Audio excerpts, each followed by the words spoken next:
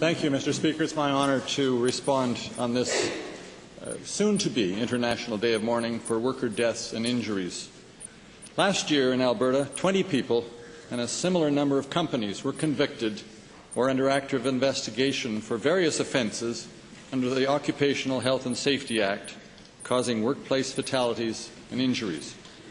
Sadly, none of these investigations or enforcements applied to industrial farming operations.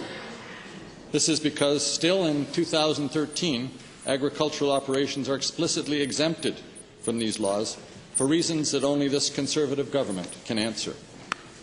Industrial farming operations contributed in the last 20 years to 355 deaths, over 12,000 hospitalizations, and hundreds of millions of dollars of public cost, according to the most recent report of the Alberta Centre for Injury Control and Research. The unique negligence of the Alberta government in relation to paid farm workers is now well known across Canada and widely condemned by those who respect international standards of human rights, worker rights, and charter rights.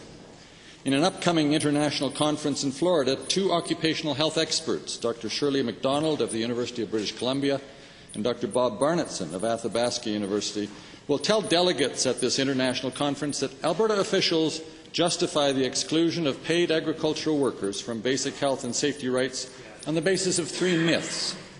Myth 1, education is better than regulation. The evidence shows that both education and regulations work synergistically to significantly reduce injury and death. Myth 2, farms cannot be regulated. The fact, every other Canadian province has a combination of both education and regulation. Myth 3, farmers don't want and can't afford regulation.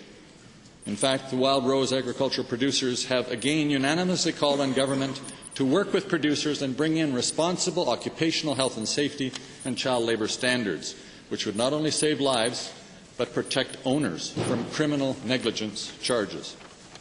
Enlightened governments know that occupational health and safety benefits employers, employees, and all society.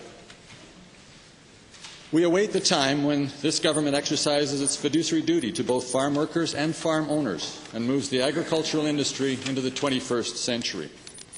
Government carries the responsibility for protecting basic human rights and workplaces equitably across this great province.